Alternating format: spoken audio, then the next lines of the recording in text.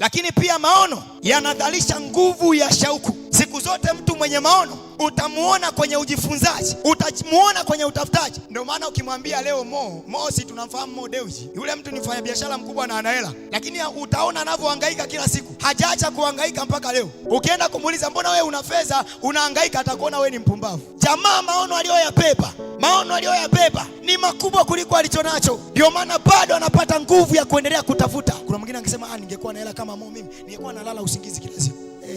Wewe hauna maono. Yaani hauna maono ni sifuri ongeza sifuri. Mungu atusamehe sana. Jamani, Mungu atusaidie pia. Maono nimesema huwa yanazalisha nguvu.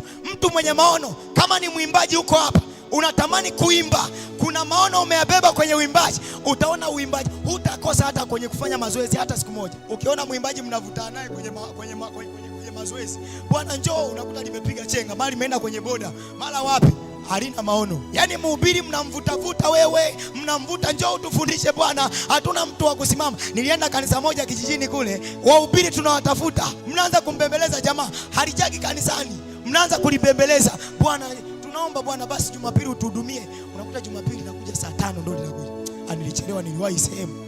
Angalia, lakini mimi maono nasema hili jamaa halina maono yoyote. Leo kanisa tunasumbuana, kwenye maombi tunavutana, kwenye kila kitu tunavutana, kila mahali tunavutana.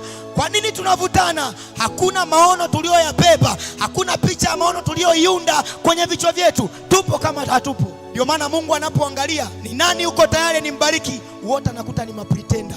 Unajua kanisa sasa hivi tuna pretender wako wengi sana. Ikifika Jumapili ndo anakuwa anapapalika kuingia ibadani, lakini Jumatano hutamuona, Ijumaa hutamuona, kwenye maombi hutamuona. Ikifika Jumapili ndo anakuja kama mtakatifu, amechomekea na suti yake, anakuja kanisani.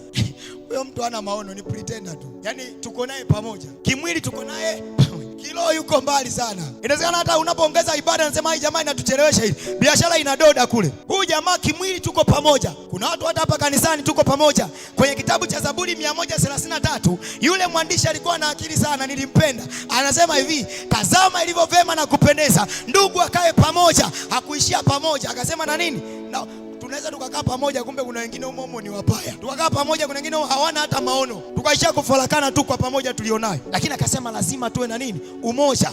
Kwa pamoja na kwa umoja. Toka mbali akasindikizia kwa pamoja na kwa umoja tutatenda, sio kwa pamoja tutatenda makuu. Kwa pamoja mtu kilo yuko mbali, lakini kimwili tuko naye. Mungu atusaidie sana tusiwe mapretender katika jina la Yesu.